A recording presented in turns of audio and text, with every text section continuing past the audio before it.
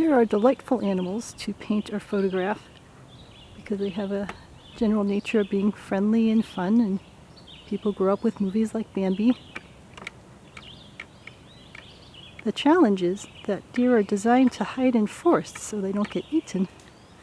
And that means that they are generally shades of brown, and they can blend right in, as you can see here, to the dappled forest around them.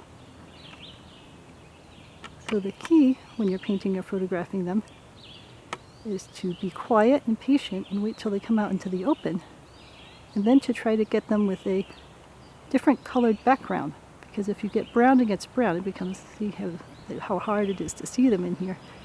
But if you get them against a green background or some other color, then you're able to pull out their colors more, and again to be able to get the different shades of brown that make them so pretty.